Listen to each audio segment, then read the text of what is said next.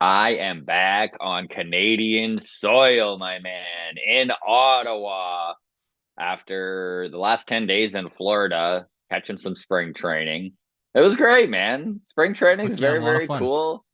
Had a lot of fun. Dunedin's a beautiful little city. Can't wait for real baseball.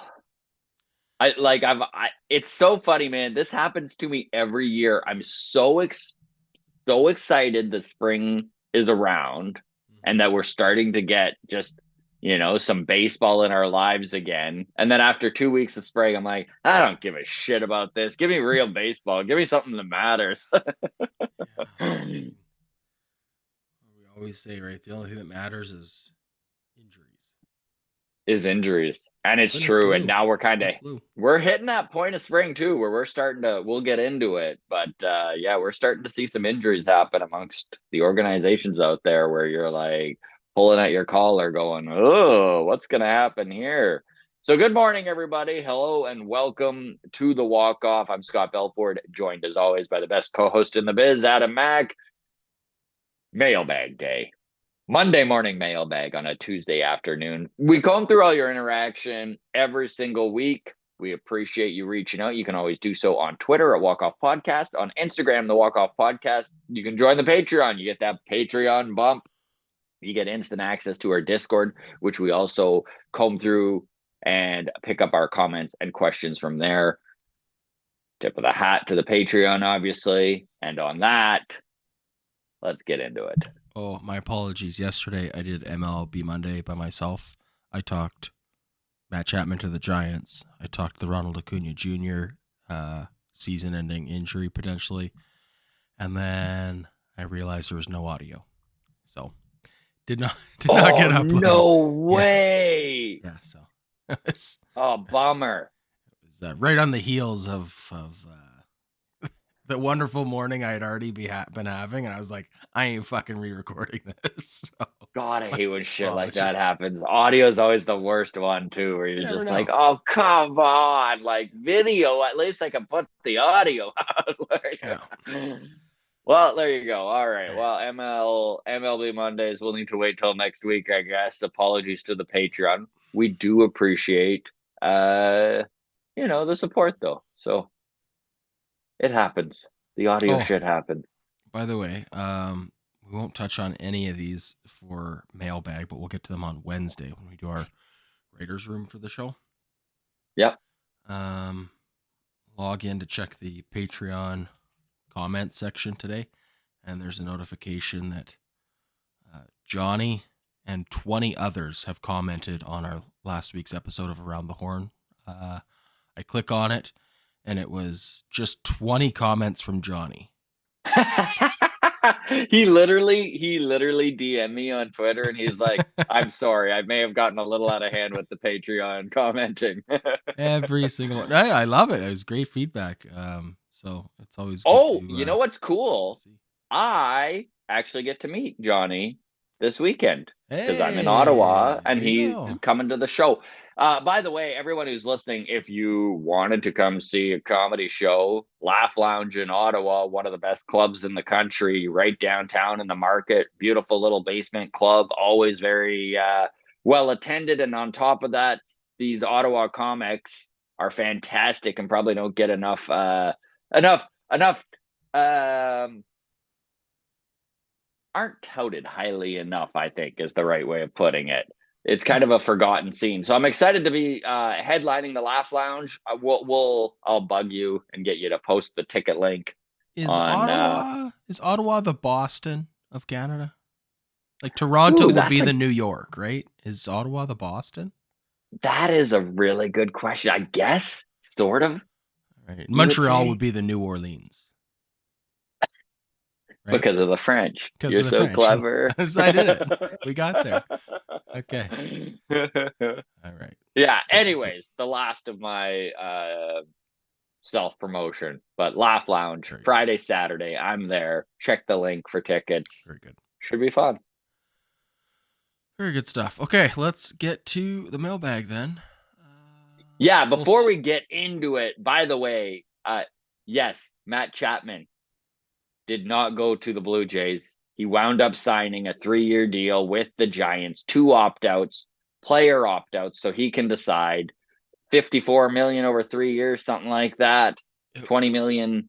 Even this year, he's making under what he would have made had he just taken the qualifying offer. So we spent a good chunk of Friday's show talking about how Matt Chapman, with the qualifying offer attached to him, still makes a ton of sense to Toronto. So we'll just start by addressing, yes, we know that take aged like old milk, all of those good things. It's just the life of a podcaster who's putting out a bunch of content. You're wrong a lot. Well, no, I hold on. I resent that. It doesn't change the fact that he was still a good fit. It still made sense. I mean, don't get your news from yesterday is the thing. Yes. It's well put. I don't know. This isn't on us. You didn't watch it soon enough. Yeah, I mean, go back and watch our old clips talking about the Blue Jays being World Series favorites heading into last season. Like, I don't know what to tell you. It didn't age well either, but there's about 29 fan bases you could say that for. So, okay. Now that he's signed, then do you feel like the Jays could have done an offer like that, or who's that on? I was a little surprised to see that the term was so low. I mean, only 3 years. Obviously, it was set up for him to hit the open market again next season. I think that that's the goal of Scott Boras and Matt Chapman, to rebound a little bit from 2023, a season where he just didn't show up at the plate for 5 months. You can't not show up at your job for 5 of 6 months and then expect to get the deal that was promised to you by your agent when you were lighting the world on fire in April. I think that's really what happened here. No team wanted to give him the term that he was after, which was 5 or 6 years. He's going into age 30, so wanted to kind of have that career-ending deal, where maybe he at 36 can grab another 1 year or 2 year deal, but it kind of takes you through the bulk of the rest of his career, and it just wasn't there for him. So could have the Blue Jays done this deal? I really do think they could have, and it does make me wonder if maybe there wasn't mutual interest. Maybe Matt Chapman didn't like the way the coaching went last year. Maybe he just didn't feel like Toronto was the best fit for him and his family. He is a West Coast guy. Who knows his actual personal reasons? But it just stems to reason that Toronto would have been a good fit at that deal. Like if you're opting out, he was offered, the rumors are, Scotty Mitchell, friend of the show, TSN analyst and Blue Jays insider, figures that there was a $120 million deal, 5-6 years on the table going into last offseason.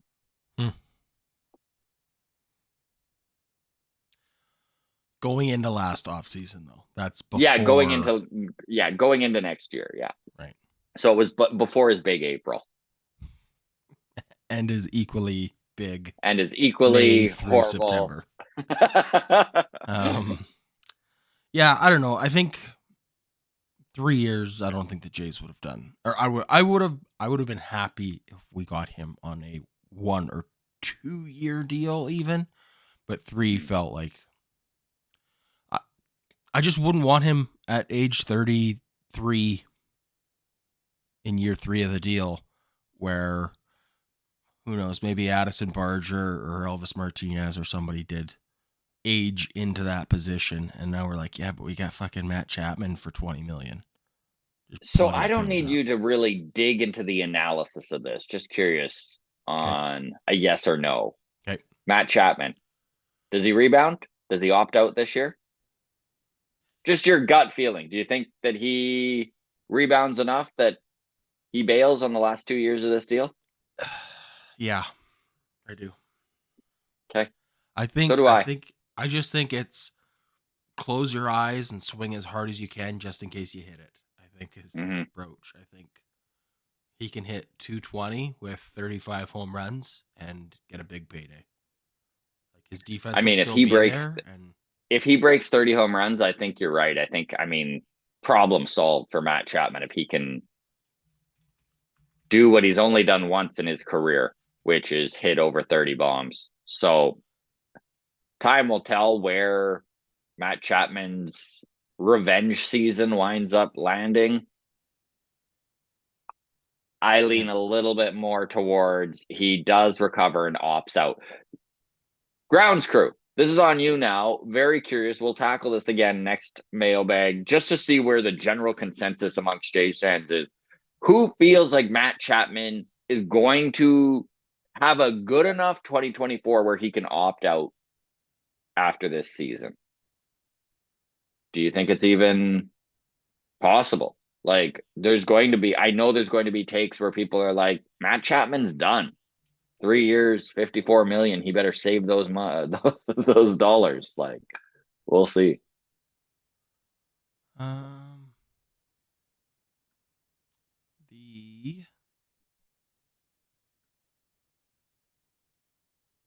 Never mind. Forget where I was going on that tangent. Anyways, let's move on from there. Let's get to the mailbag. Amanda says, "Hey Scott, for mailbag, I'd love to hear Adam and yours thoughts on which of the Boris clients signs next. How much longer for Snell and Montgomery?"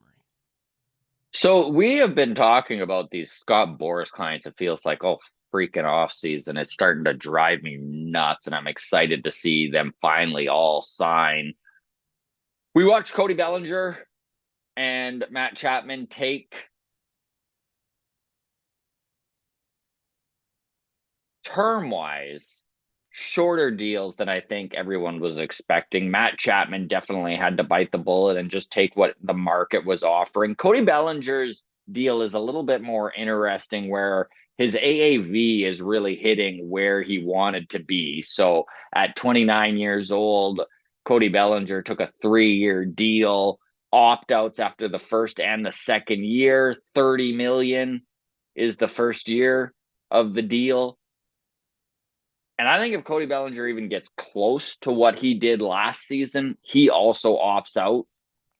He Matt just Chapman needs to not be the worst player in baseball like he was three of the past 4 seasons. Exactly. He needs to show some real give the Cubs a little bit of confidence in him, that this is a more of a long-term fix and this wasn't just a 1-year rebound and then he's going to regress again. We'll see what happens with Cody Bellinger. But Bellinger and Chapman missing spring training was a big deal. It's very difficult for a position player to get game time reps in a practice scenario, right? It's a little easier as a pitcher to ramp yourself up, to pitch to live hitters, to do that sort of thing. So the crunch for Jordan Montgomery and Blake Snell isn't to the same level Matt Chapman and Cody Bellinger were. But I guarantee they would like to see things handled quickly. So let's get into who we think is going to be the next one to sign. I'm going to tell you right now, I don't think it matters. Jordan Montgomery, Blake Snell, I think they're both going to be right on the verge here. And Adam and I talked about this to start, right? We just want real baseball at this point. Enough with spring. The only thing spring you eventually get to is you hit that weird point where you're like, oh God, we're dealing with injuries. And it's starting to happen. We're starting to see some major players in this year's 2024 World Series contention start to see some injuries happening. Okay. And I'm not saying that the Cardinals and the Red Sox and stuff like that are necessarily World Series contenders, but I mean, that NL Central is up for grabs. And I know that St. Louis was expecting to take a pretty step back, but they did go out and sign some really good pitchers. And well, we just saw their ace, Sonny Gray, who finished second in Cy Young votes in 2023 in the AL with the Twins. Hamstring problems. Probably going to miss the beginning of the season. In fact, they're unsure of the timeline. And even more eye-popping is the fact, Jeff Passan just put this out, brutal update on Lucas Giolito's injury. So it was announced yesterday that he might miss the beginning of the season. Well, the Red Sox wish that was the case. ESPN's Jeff Passan reporting that initial imaging showed Giolito likely has a partially torn UCL and a flexor strain Wow. and could most likely miss the entire 2024 season. The Red Sox signed Giolito to a 2-year, $38.5 million deal. We also just watched Zach Wheeler of the Phillies get a 3-year extension, 3 years, $124 million. Big money, 40 million a season almost, a little bit more than that for Zach Wheeler, who has been the backbone of that Cardinals pitching staff for years now. All of this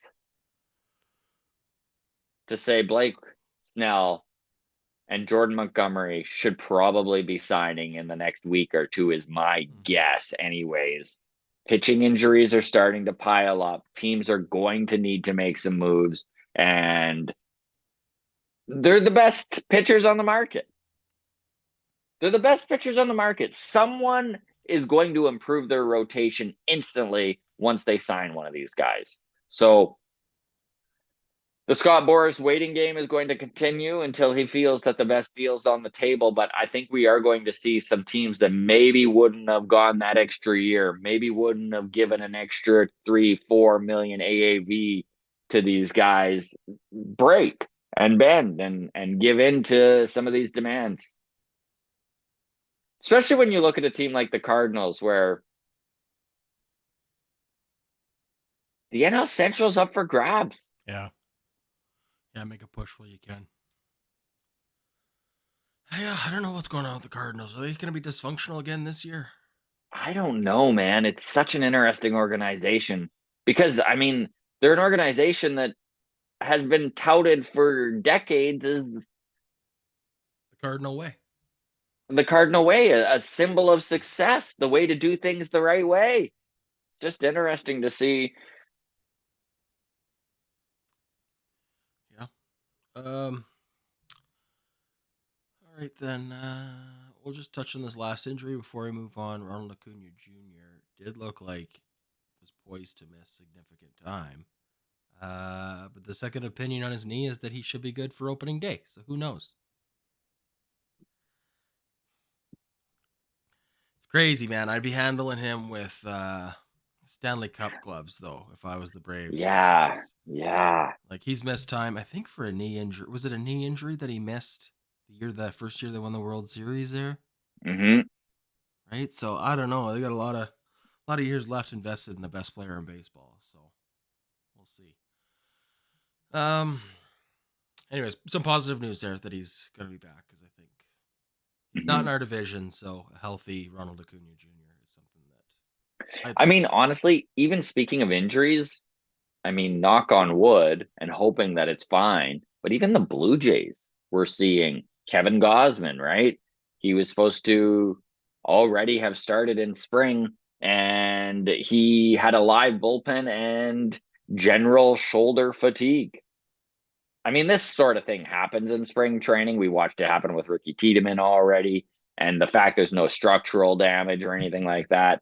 Yeah, you ramp up, you're going to get inflammation, you're going to get some soreness, you're going to need to shut yourself down from time to time. So this is all regular run of the mill stuff, but it makes you nervous, man. Like, let's be serious.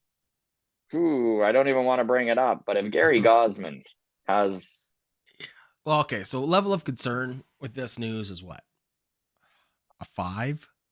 yeah, And 5 of those points are just because of the name, yes, right? If this we're like, was we can't go without Kevin Gausman. right, even the thought of it puts you at a 5 Oh instantly. God. Yeah, okay, that's enough there. Yeah. Next one comes from Mark on Patreon. It says, "Take your time with this one if you want." But I thought kind of a fun mailbag question. If every player in the league this season performed to match their past career best, which teams would have the deadliest rosters? So you're getting Cy Young votes out of Manoah. You're getting 50-ish home runs out of Vladdy. You're getting the best out of everybody. Mm-hmm. Are the Jays up there still? You know what? The more Like I you, think about it, and I hate this answer so much, dude. Yeah. And Mark, great question. Adam Mm-hmm. Adam kind of floated this one right before we hit record already, so we've had some time to let it ruminate in the old Digest. brain. But Ruminate. uh, Good word. I don't know, man. It's hard not to look at that New York Yankees team and be like, listen, if you take Aaron Judge and put him at the level of his Yeah. best year, and you Giancarlo take Juan Stanton. and Oof. Giancarlo Stanton to the level of his best year, and you take Juan Soto and put him to the level of his best year, shit, take Anthony Rizzo and put him at the level of his best year. Like all of a sudden, you start going down that lineup, and you're like, shit, this is all like borderline MVPs. Like, what Yeah. the hell? Even that starting rotation, Carlos Rodon, I mean, second in Cy Young votes, only what was it, 2022 with the Giants? Yeah. Garrett Cole just won a Cy Young. Yeah. Nestor Marcus Cortez was incredible in 2022 before he had injury problems. Marcus I like you look Stroman now with the Marcus Yankees. Stroman. Like remember how good Marcus Stroman was in 2015 and 2016 with the Blue Jays? Like literally a top 10 starter in the league. So you start going down the list there, and yeah, there's a lot of Jays players like that too. You look at George Springer in his prime. Obviously, that would be a big little bump for the Blue Jays. But it's tough to look at that Yankees roster and not just be like, yeah, best team in baseball if you're just taking all of these guys at their prime. I mean, the only argument is maybe the Dodgers, right? Yeah. Dodgers have Glass now, Bueller, Kershaw. I mean, Kershaw in his prime Yeah. is as good as it gets. Um, I mean, they've got Freddie four Freeman, MVPs. Mookie Freddie Freeman. Betts. Oh yeah, Shohei Ohtani. Oh You've heard of yeah. him? Oh yeah. Shohei Ohtani, right? Who's that guy again? Yeah, that guy Shohei Ohtani. So yeah, I don't know. I mean, those are just the three. I mean, Yankees and Dodgers immediately come to mind for obvious reasons. I'm Mhm. sure if you looked at the Mets or even the Padres Yeah, I or was just gonna like, say, even the Padres, if you take those guys and dial them up to their Manny best season, yeah. Machado, Fernando Tatis Jr. Yeah, It's too bad baseball didn't work like that, like a video game where you can just like, oh, just let's increase that yeah, power there. yeah, yeah. I would say this 2024 season might be one of the worst seasons to ask this question for a Blue Jays outcome. Mm-hmm. Like, give me Matt Chapman's best season over Isaiah Kiner Falefa's best season. You know what I mean? Like, Yeah. give me Marcus Simeon's best season over Santiago Espinal or Babe Schneider's best season. Yeah, like Yeah. I'll take those. Like, so yeah, I don't know. Fun question though. Yeah.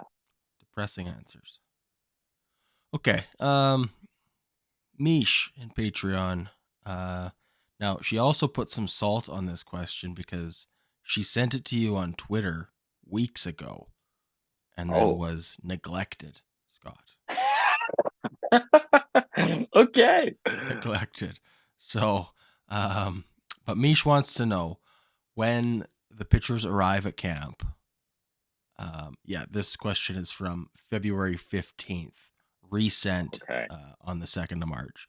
But when pitchers arrive at camp and for the duration of spring training until the first game, is their pitch count being monitored and tracked? Is there a target Mhm. number that's generally considered good for the season and a target number that is red flagged? Likewise for types of pitches and speeds of pitches. She's just curious, was going to reach out to Pitching Ninja or Keegs, but figured we might know or be curious like her. So, I mean, I would still reach out to Pitching Ninja and Keegs. of Obviously, course. their wealth of knowledge, it just feels deeper than our wealth of knowledge. But I will say this, that one of the bigger concerns in baseball over the last 10 years is that it wasn't being tracked, right? They were really worried about how many pitches a pitcher was throwing him, and they weren't tracking them warming up in the bullpen and what they were doing in spring training. And it just wasn't, and maybe it wasn't 10 years, maybe it was 15, 20 years ago where they weren't really tracking that. But they keep track of everything now, like Yeah. everything. They keep track of their stretching regiment and what they're doing on the side when it comes to lifting weights and stuff. So yeah, they're keeping a pretty close eye on the workload of these pitchers. They are making sure that their spring training numbers are being taken into account when it comes to arm health and that sort of thing. The pitch type is a really interesting one because it is more strain on an arm to throw certain pitches.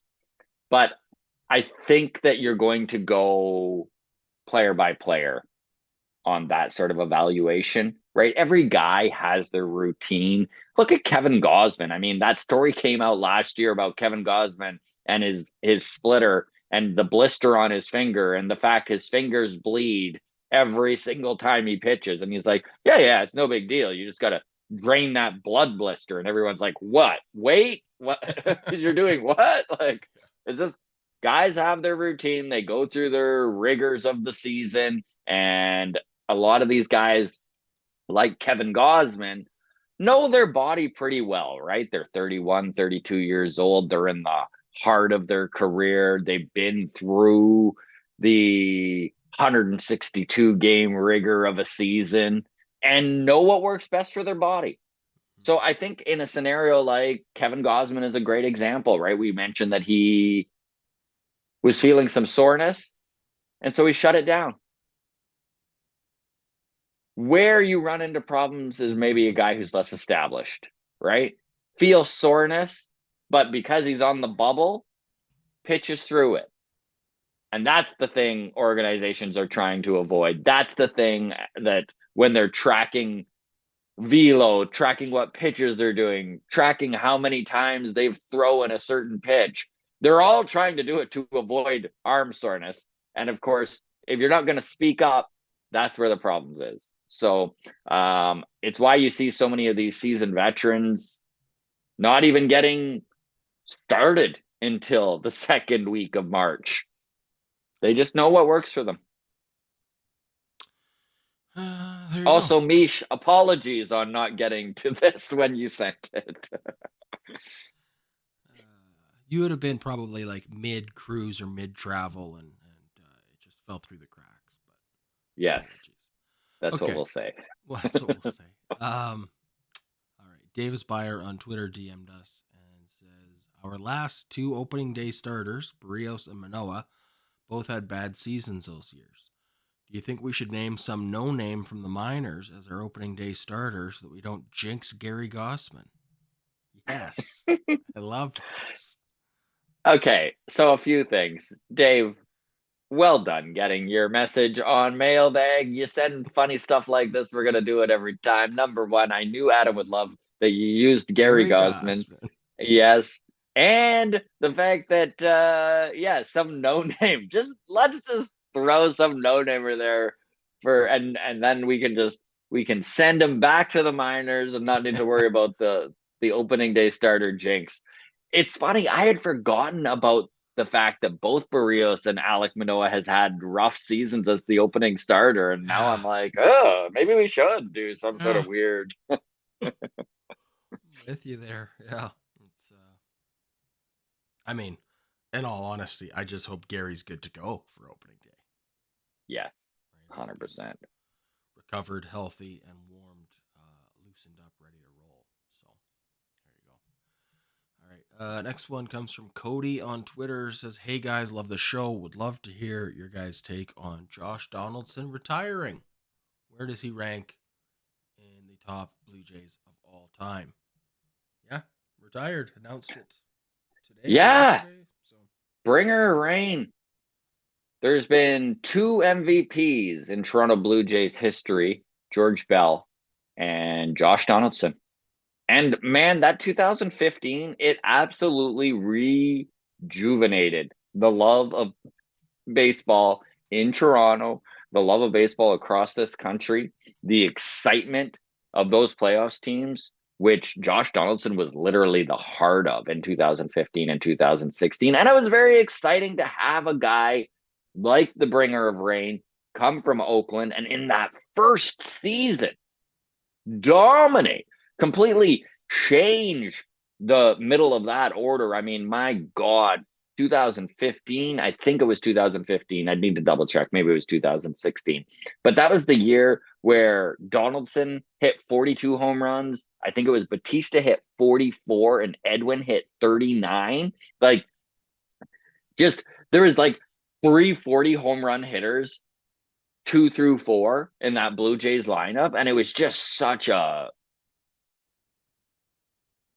power exciting power centric team. It was awesome. Like just talking about 2015, if you're a Jays fan and you want to, if you don't know what it means to a Jays fan, right, and you just want to just test the waters, just talk to any Blue Jays fan about 2015 and you'll see it instantly.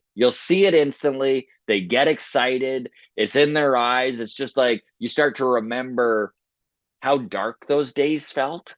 I think that was the big thing with 2015, right? It had been since 1998 where there was even like a real legit shot of the team making the playoffs. Forget about making it because they hadn't made the playoffs since 93. But even like it had been almost 20 years since there was even a possibility of them making the playoffs. And Josh Donaldson was a big reason why that happened. Um, so I've got a bunch of stats here on Josh Donaldson. Okay. On a per game basis, Josh Donaldson was the greatest Blue Jays player ever. He's also responsible for an outsized number of franchise moments. You know, just the Donaldson dash, right? Sure. So Josh Donaldson accrued 21.3 wins above replacement in 462 games with the Blue Jays. George Bell, the only other American League MVP in franchise history, racked up 20.2 wins above replacement in 1,181 games. So almost triple the amount of games and had a fewer wins above replacement. So this is his top F wars in 162 game seasons with the Blue Jays. So number one is Josh Donaldson. He had a 7.5 win above replacement. Number two is Marcus Semien. He had a 6.3 win above replacement. Number three, Fred McGriff with 5.5. Devon White, 5.2. Bo Bichette, 4.8. Jose Batista, 4.8.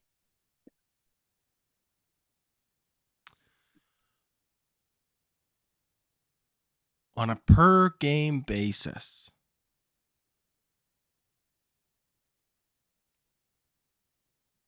that's the thing. Yeah. That's the thing for me where it comes down to where does he rank on all-time Blue Jays lists. 3 seasons, man. They were great. 3 great seasons. Yeah. 1 MVP. But like when we look at what do the Jays call their Ring of Honor? Level of excellence? Yes. I don't think he's level of excellence. He didn't play long enough in Toronto, I don't think. Like that's the thing, right? Jose Batista belongs on the level of excellence. Batista, 10 years with the Jays. George Bell, 9 seasons. Joe Carter, I don't know how many seasons. It doesn't have it listed here. But he has like the biggest home run in Blue Jays history. Yeah. So even if it was 1 season, that 1 home run might have been enough to get him in. Delgado, 12 seasons with the Jays. Tony Fernandez, career leader in games with 1,400. Roy Halladay was like 11 seasons, I think, with the Jays. And Dave Stieb, leader in wins. It's just too small of a sample size. Like really good small sample, but Yeah. Yeah, I don't know. It's I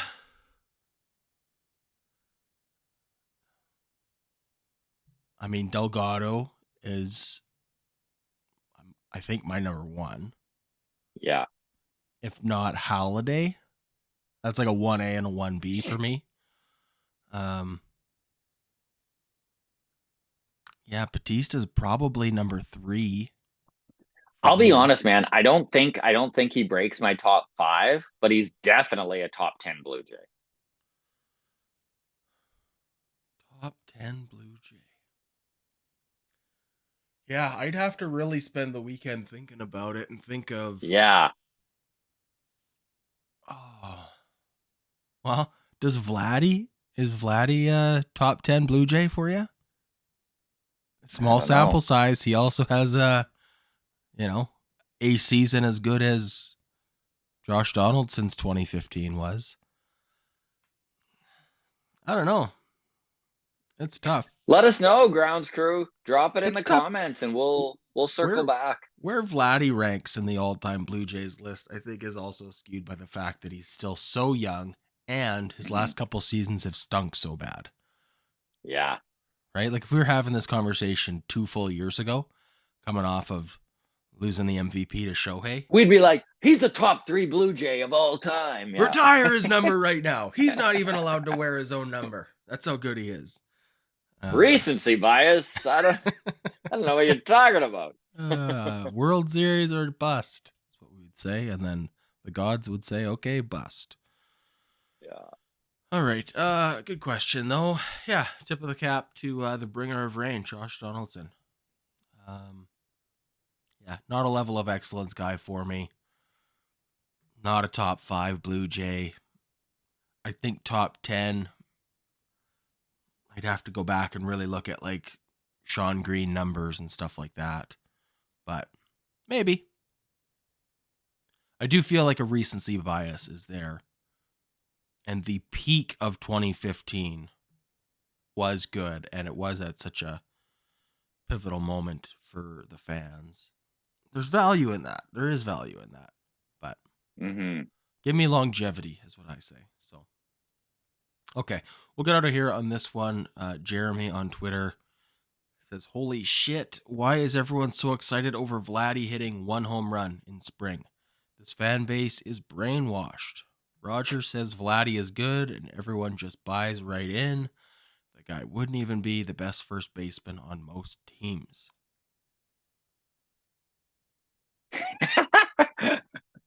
Like, what the fuck? God, I hate comments like this. Yeah, what is everyone's problem enjoying a baseball game that Vladimir Guerrero Jr. is playing in? He did hit a moonshot yesterday. Sorry that there's some enthusiasm about the fact that baseball's back in our lives. Why are we not all just sitting around moping like Jeremy, pointing out every shitty thing that happens and making a big deal out of it? Like, if you're gonna play that double-edged game, use that double-edged sword of like it's spring, nothing matters. Why is everyone excited about a home run? Well, then I can also play it the other way and be like, why are you so worried about people being excited about a spring home run? Like, get over it. You want to hate this team? Fine. And honestly, Adam, we're normally pretty good, man. Like, I don't shit on people's comments. I normally try and like be pretty open minded about it. I'm pretty unbiased if I can, and get out the negative comments. I don't like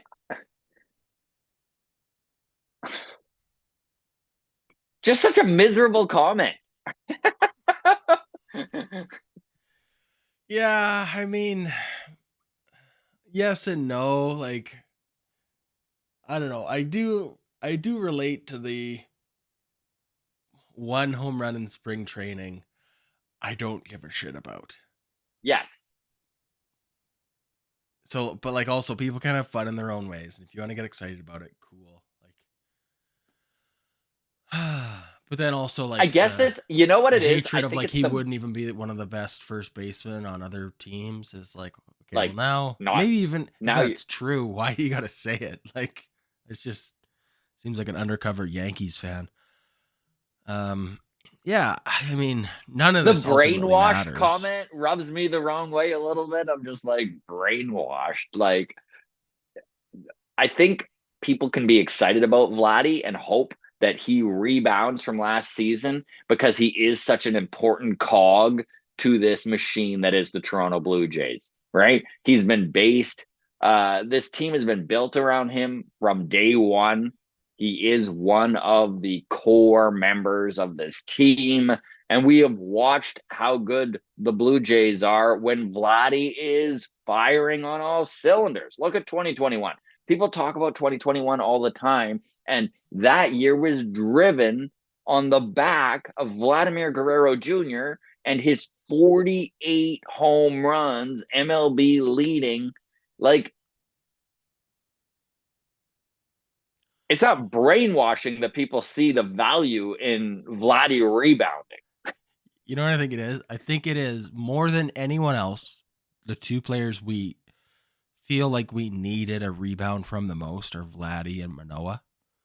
Mm-hmm. And then Manoah's first and only appearance of the spring has been so bad when we Yeah. just needed him to like come out of the gate and just like put our worries to bed. So with Vladdy hitting like over 400 Yes, and a we 1200 needed a moonshot OPS, home run to get excited we about. needed something. Like it is like I get it. I mean, it's just when you've got Isaiah Kiner Falefa, sometimes you just need some reason to get out of bed and put on your Blue Jays jersey. And like, I mean, again, spring training stats That's a good way mean of putting nothing. it. They mean No. nothing. They mean nothing. Yeah. But also, spring training for Vlad this year, he's hitting 462 with an OPS of 1269. This is the best spring training he's had since 2021, where he hit 421 with an OPS of 1248. 2022, he hit 303 with an OPS of 888. And last season, he hit 267 with an OPS of 1028. So, and Adam, you always put it best. Small sample size means nothing, but the one thing it does mean is a good small sample size is the best small sample size. Like, yeah. That is basically what I say. And yeah. I mean, whatever.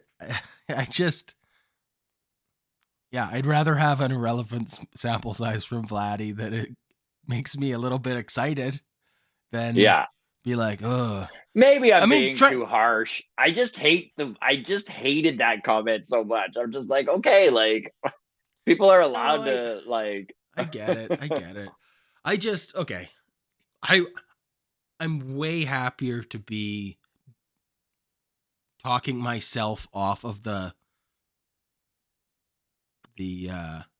mountain that I want to shout Vladdy's praises from because it's just spring training. I much prefer this position than talking myself off the ledge that I'm on about Alek Manoah and be like, yes, both of them you can equally say it's just spring training. Doesn't mean anything. Who cares if he hit 3 batters and hit the strike zone like 11% of the time and has an ERA in the like triple digits? Doesn't matter. It's just spring training, right? But it doesn't feel as good to say as like, Vladdy, okay, calm down. Stay calm. It's just spring training. This is awesome, but it's just spring training. Like, give me that every fucking year. I'd way rather be in this position with what we're in with Vladdy of like, hey, he looks good and ready to play. Yes. Rather than, well, look, Manoah looks fit at least. So there's that. Yeah. I don't know. Anyways. Yeah, it's just spring training, but we're about 4 weeks away now from the season kicking off. So there you go. Come soon enough. Come soon enough. There you go. There we go. All right, everybody. Thanks so much for all of your questions and comments. We do always appreciate all the interaction. Grounds crew, tip of the hat your way. You can always drop your comments on YouTube, Twitter at Walk Off Podcast, Instagram, the Walk Off Podcast, and the Patreon bump is in full effect. Thanks to all of you who support the channel with a little bit of cash. Appreciate it. All right, everybody. Take care of yourselves. Cheers. By the way, one last little push here. Laugh Lounge, Ottawa, Friday, Saturday shows. come check out a comedy show, eh? There you go. Link pinned in the comments.